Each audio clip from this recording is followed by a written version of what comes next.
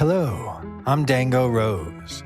Welcome to the Mountaineer Podcast, where everybody's listening. The Mountaineer brings you the latest news of the Peak to Peak region, in print, online, through our podcast, social media, and special publications. Now, listen in to the latest news of the area with our local journalists.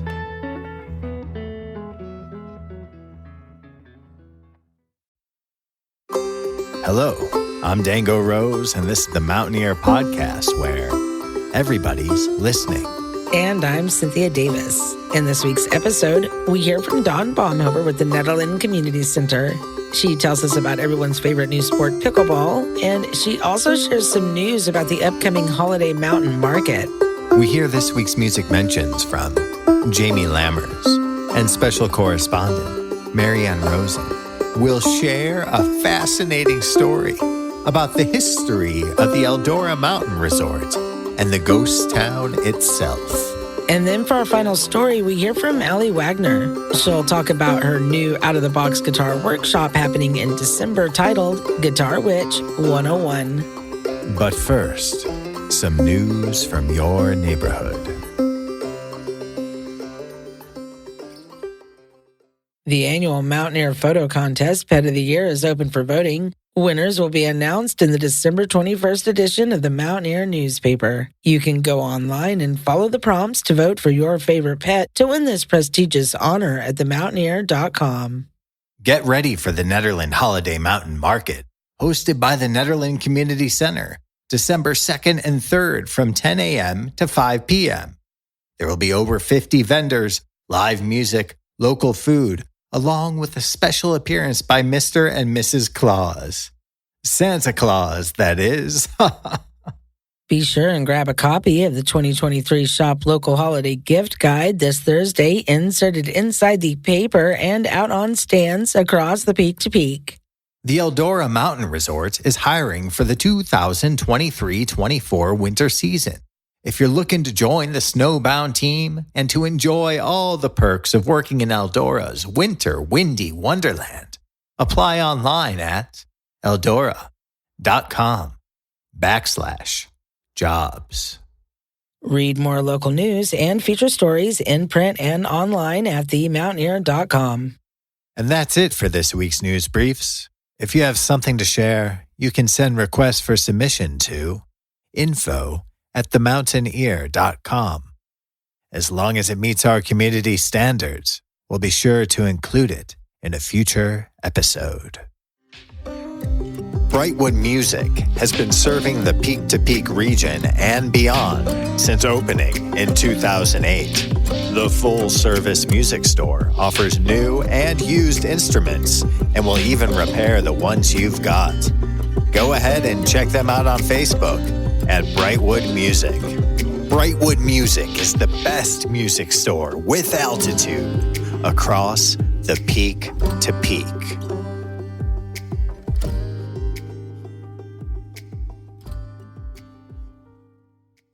Now for our lead story. Cynthia speaks with Dawn Baumhover with the Nederland Community Center about pickleball and the upcoming holiday mountain market.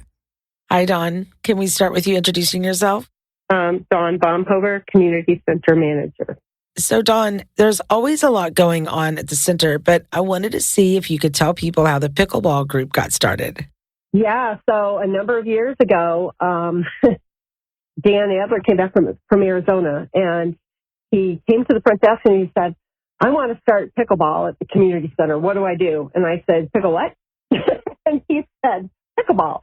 Because it was already going strong down in the retirement communities in Arizona.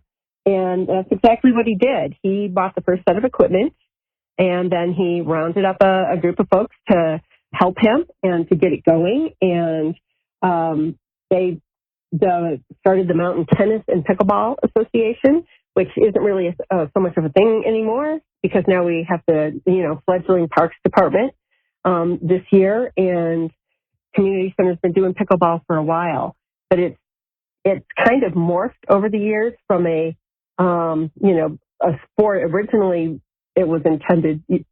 I think it came. I don't know. Well, I know how it came about, but that's easily found online. But here, we got the 2 courts in our gymnasium, and people got a solid core group of people that started playing. I will say that the Monday night group and the Wednesday night groups are competitive. So everyone's welcome to play, but nobody's going to have any fun if a beginner shows up on Monday night or Wednesday night. But that's always good you got to know what you're doing before you join the game and have some, basic skills, because the whole game is dependent on being able to get the ball over the net and in the court. So people do need to do their own due diligence to learn as much about the game before joining the more competitive groups. We ask that people orient themselves on the basics first, and then they can come and they can find a friend if we don't have anyone that's available to teach at the time, because we don't hire instructors here. And how do people get involved or sign up? They can participate by doing a drop-in fee, paying a drop-in fee, buying a punch card, using a punch card, or a membership to the fitness place. And that's kind of how that's done. We do have senior rates and student rates, and we've seen a rise in people of all ages playing pickleball now, not just older adults. It's fun. Everybody has fun. I don't think I've ever heard anyone say, I tried pickleball and I didn't like it. And not everybody's able to continue to play it for various reasons, but they try. We've even had one of our participants, when she's able to get a ride here, participates in a wheelchair. And, of course, and the group of folks just adapted. Everyone is welcome. So tell us about the Holiday Mountain Market. You mentioned there was a couple of changes with this year's event. So Holiday Mountain Market it has always been run by the Nederland Area Seniors Organization, and they determined that wasn't where they wanted to invest their energy any longer. So I thought it was just too good of a community event to let it go. So we have taken it on as town. Our new engagement person in town, Peter Kasich, is in charge of that this year. And we've kind of put it under the heading of, Netter Days. It's the Holiday Mountain Market still, kind of pretty much the same as it's always been. The big difference this year is that we're not going to have a silent auction. We did look around for a nonprofit organization to run the silent auction as a fundraiser, and we did not get any takers. So no silent auction, but everything else will be the same.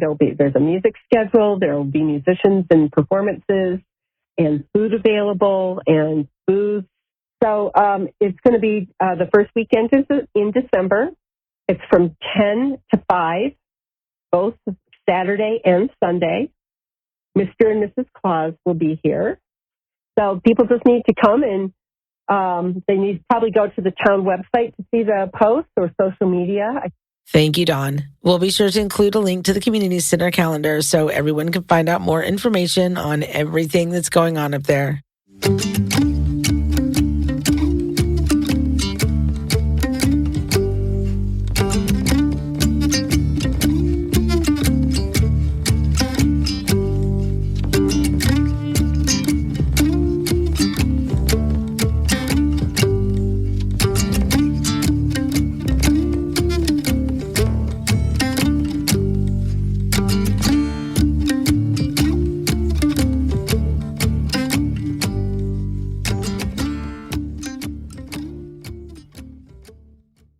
Now we go to correspondent Jamie Lammers, who will be delivering this week's Music Mentions. And now for this week's Music Mentions. Head to the Diner Bar Ned, located at 121 North Jefferson Street in Nederland, on Tuesdays at 9 p.m. for a Damn Jam, open jam night, on Wednesdays at 8:30 p.m. for a karaoke night, on Fridays at 9 p.m. for DJ Fridays, and starting December 10th, Sundays at 6 p.m. for an open mic night. Head to the Gold Hill Inn, located at 401 Main Street in Gold Hill, on Friday, December 1st at 8 p.m. to see Bear Hat performing live, on Saturday, December 2nd at 7:30 p.m. to see Starts performing live, and on Sunday, December 3rd at 6:30 p.m. to see Danny Schaefer performing live. Head to Howland Wind Brewing, located at 51A Main Street in Rollinsville, on Saturday, December 2nd at 5 p.m. to see Fast Floyd performing live. Head to the Jamestown Mercantile, located at 108 Main Street in Jamestown, on Thursday, November 30th at 7 p.m. to see Ashley Kendall Priest performing live, and on Friday, December 1st at 7 p.m. to see Patrick Deathlefs performing live. Head to Knotted Root Brewing, located at 250 North Caribou Street in Nederland, on Sundays at 5 p.m. for Jazz Sundays. Most Sundays at 4 p.m., the Millside Inn hosts an open jam. Be sure to head there at 44365 Highway 72 in Ward to check them out for yourself. Head to the Caribou Room, located at 55 Indian Peaks Drive in Nederland, on Saturday, December 2nd at 7 p.m. to see the Atals with Andrew Bees of Black Aurora, as well as Harry Moe and the crew. And finally, head to the Very Nice Brewing Company, located at 20 East Lakeview Drive, number 112 in Nederland, on Friday, December 1st at 6 p.m. to see Mountain Duo performing live, and on Saturday, December 2nd at 5 p.m. to see David Gilman performing live. Did we miss you or your performances? Want to submit your music listing in the Peak to Peak area? Do you have updates to your business or to your performances? Please call 303-810-5409 or email info@themountaineer.com to be included in the next print edition or the next podcast of The Mountain Ear.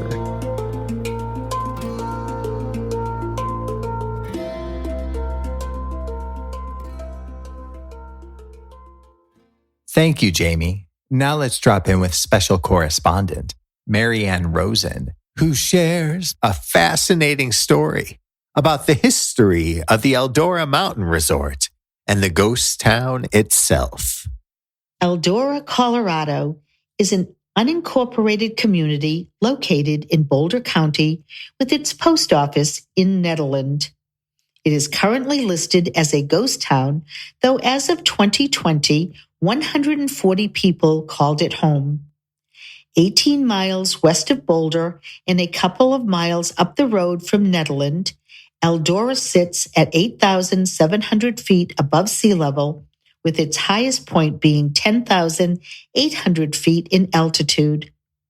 Situated within the Roosevelt National Forest, it is tucked into the valley carved by glaciers during the last ice age and by Middle Boulder Creek. Eldora, originally named Happy Valley when established as a town in the late 19th century after the Happy Valley Placer mine, is home to an abundance of wildlife, including mountain lions, black bear, coyote, red fox, elk, mule deer, bobcats, and more. Before its institution as a mining town, Eldora was first settled by the Arapaho and Ute nations, who used the area for hunting during the summer. Although prospectors had been poking around since the mid-19th century, it wasn't until around 1875 that enough gold was found for mines to be built. Eldora had gold, silver, and tungsten mines, as well as being a shipping point for the Caribou Silver Mine in Nederland, a supply town for other mining camps, and a railroad shipping center. At its peak, Eldora was home to a bank, a post office, a school, 9 saloons, 7 grocery stores, a nearby red light district, and approximately 1,500 people. Despite its intensity of gold, silver, and tungsten mining, this economic boon was brief. As the town's fortunes declined, the town was also ravaged by a wildfire.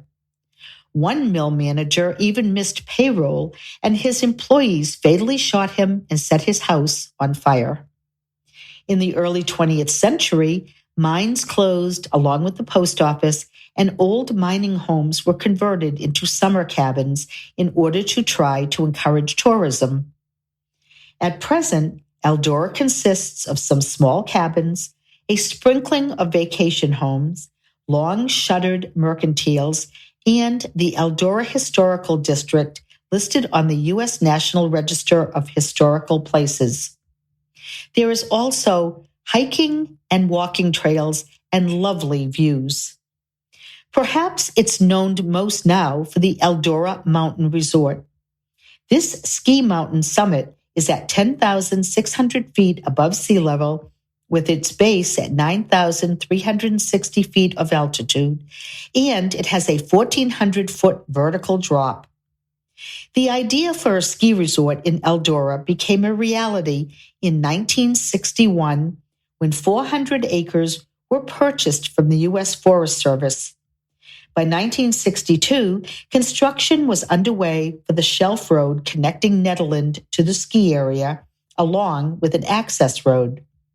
2 T-bars ran that first season, and Eldora became one of the few Colorado ski areas on the east side of the Continental Divide.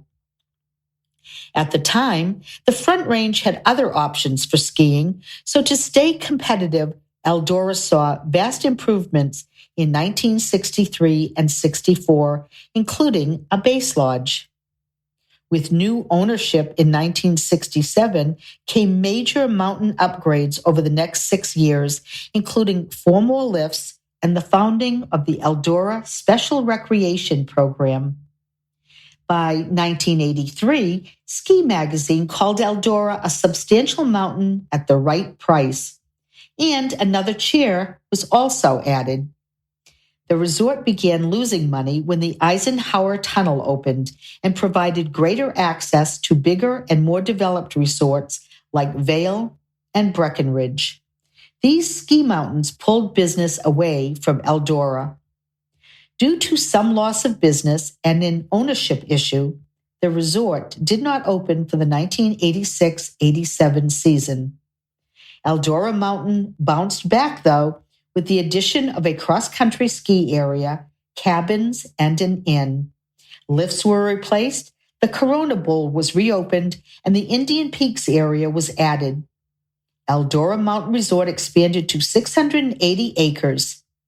In the 2017 to 2018 season, the resort added a high-speed detachable 6-person lift, and then in 2019, more parking was added. Today, Eldora Mountain Resort is owned by the Powder Corporation.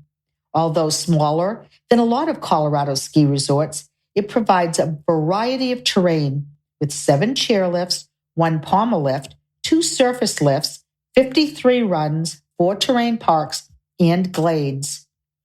There is skiing for everyone. 20% of the trails are for beginners, 50% are intermediate, with the remaining 30% marked expert. When not skiing, there are shopping and dining options and après-ski fun at Eldora's bars. Mostly used by day skiers, there are, however, options to stay at the mountain and in nearby Nederland. There is public transit to the ski area from Boulder. Due to its location along the Continental Divide, Eldora can get powerful winds, but the 300 inches of snow annually and 100% of the terrain groomed, you are guaranteed many days of great skiing and a long season. This year, Eldora Mountain Resort opened on November 3rd and hopes to remain open until April 16th. So skiers, get out and delight in this local ski resort. And whether you are a skier or non-skier, enjoy this tiny community, its trails, wildlife, and beautiful scenery. Elephant Revival will be putting on a 2-night soiree of music, merrymaking, and fanciful regalia at the Boulder Theater for an upcoming New Year's celebration. On Saturday, December 30th, Zimbira will open the show. On Sunday, December 31st, otherwise known as New Year's Eve, Whiskey Blanket will warm up the stage. And that's not all. The Father Time Drumline will also be making special appearances throughout the night. Come on out and join the Elephant Parade.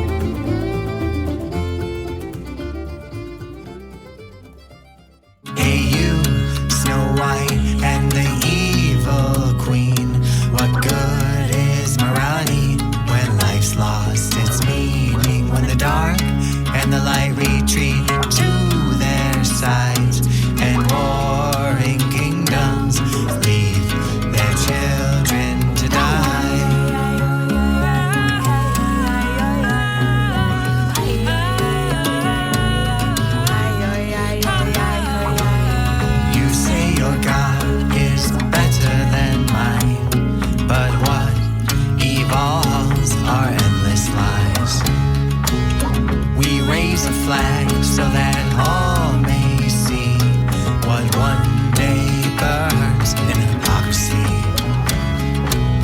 The princess men have got their eye on you, carrion crow in a sky of blue. Those who proclaim to lead the way are the same as those whose price we will pay. And now for our final story. Cynthia talks to Allie Wagner. She tells us about her upcoming and deliberately planned unconventional guitar workshop happening in December, titled Guitar Witch 101. Hi, Allie. Can we start with you introducing yourself? My name is Allie Wagner, and the class is called Guitar Witch 101. So the workshop is geared toward just women, right? It is. It's for women 21 and older. Tell us more about how the idea for the workshop developed. So it is a guitar class that has a meditation and a visualization component. So essentially, I was learning to play the guitar myself and struggled to relate to the content on YouTube, which has a lot of sort of guys being, bro-y and that kind of thing, and was also struggling to learn by myself. I'm a meditation teacher, and I have been working in areas of visualization and hypnosis and these kind of more witchier sort of ways of understanding the human experience. And so I really wanted to mix those two. I wanted to take something that is very sort of from one side of the brain. It's very analytical, there, scales, chords, that kind of thing.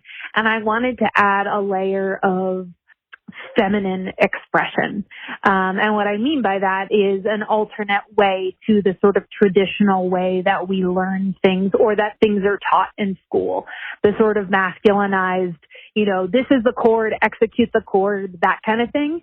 And I wanted to learn all of that, but also bring in a layer of visualization, bring in a layer of meditation. And so I'm working with another woman who will teach the guitar component of it. And so she will help us with that piece of the puzzle. And then through my work, working with people as a meditation guide and a life coach and a psychedelic guide, I've learned these other ways of relating to ourselves, relating to ourselves as we're learning something new. And so I'm going to bring that piece to it, and we're going to mix it all up and see what happens.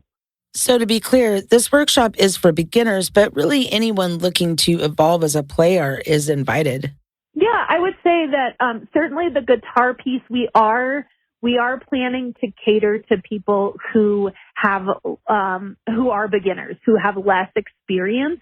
The instructor can certainly accommodate people that have perhaps played a little bit longer, but you're right. The thing that makes this different is the component of we're going to play the scales or learn chords, but we're also going to do that using techniques that we learn that are more oriented toward meditation or visualization or things that you wouldn't otherwise associate with the guitar. And one of the reasons is when I play mine and I play scales, my brain feels the same way that it does in meditation. So if I'm meditating, I might count to 100 or count down from 100 or count the number of breaths or things like that. And so that's the thing that's occupying my brain. And so when I play the guitar, it's the same way. I'm trying to figure out which finger to put where. And by doing that, I'm actually meditating. I'm actually calming my nervous system. I'm actually getting in a state where I'm more open to connection, either with myself or to something larger than me or just to the present moment. And Allie, have you been playing guitar for very long? I have been playing for a bit. However, I have been playing in fits and starts. So I will play for a couple of months and I get excited about it. And then I sort of plateau in a way that is common when you're trying to learn something by yourself without a sort of organized program or structure or instructor. And so I've, over the span of time, I've been playing a long time, but not in a consistent way. And quite honestly, I organized this class for me. And I put it out there to see if anybody else would be interested in this, and there were other people that were interested. And so, to me, that's a good sign that magic is forthcoming. And are there any other details you want to share? Can you tell people how to contact you about the workshop or to sign up and get more information? So we are meeting Tuesdays, starting December 5th. And we meet from 1:30 to 3:30. The first half hour will be sort of mindfulness meditation. We're going to explore energetic herbalism, all sorts of good stuff. Everything that's on that flyer. And so the first half hour will be focused more on that. And then the next 90 minutes will be incorporating whatever it is that we've explored or learned in that first half hour to the guitar. So it'll be 30 minutes of meditation and then 90 minutes of guitar instruction. And we meet from 1:30 to 3:30 in downtown Ned. It's a private location, so the best way to get more information, to sign up, to ask me a question is to email me. My email is Allie, ALLIE, at AllieWags, AllieWags.com.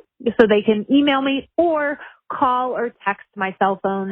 That number is 530-386-8213. We are taking 1 week off, the week of Christmas. We won't have class. And I have the exact dates for everybody. If people are worried about a conflict, they can certainly reach out to me.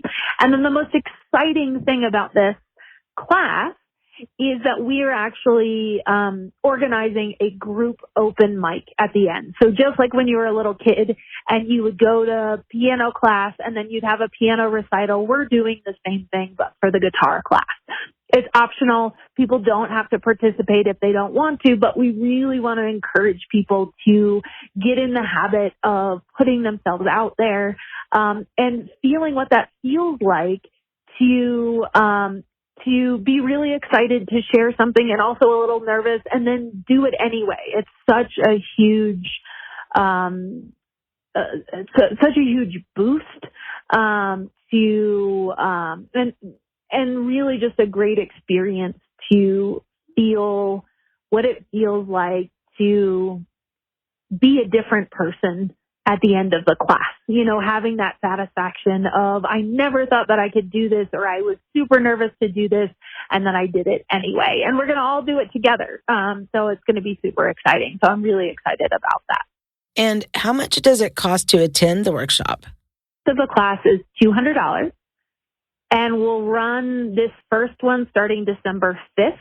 And then the next one we're going to start in February. So if people have conflicts over the holidays, completely understand. We're going to do another round starting in February. Is there anything else you wanted to share? I'm so very excited. And honestly, this was really just rooted in my own personal journey and frustration with knowing that I wanted to play this instrument and loving this instrument so much and just getting all twisted up about stuff that had nothing to do with the guitar itself. It had everything to do with, me not wanting to feel seen or me having feelings about taking up space, like these things that matter in our everyday lives. And a guitar is just an opportunity for us to play that out and explore that and grow in a really, really satisfying way. So I'm really excited. We're going to keep the class small. We do have spaces available. So if anybody is interested, please have them reach out. Thank you, Allie. This sounds like a great opportunity to learn something new while also taking part in building a very supportive musical community. Hey you, Snow White, where is Charming now? On whose battlefield does he bow? When the king and his men fall to their knees, who will return? Where's our happy ending?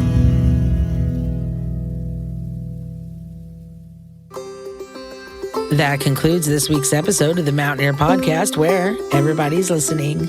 We'll be taking next week off, but be sure to tune back in for a new show December 11th.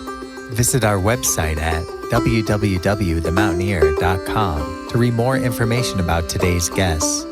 Pick up a copy of this week's print edition of The Mountaineer at newsstands all across the Peak to Peak. I'm Dango Rose. And I'm Cynthia Davis.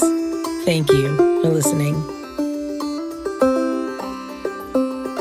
You name it, we've got it.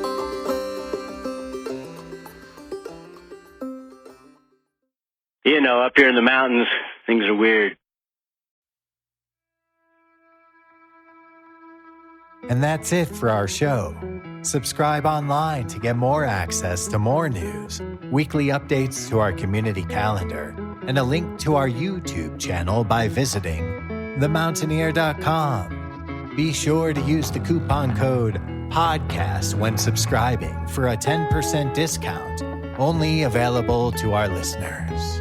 If you are in the local Peak to Peak area, be sure to pick up a print edition of The Mountaineer at a local business. I'm Dango Rose. Thank you for listening.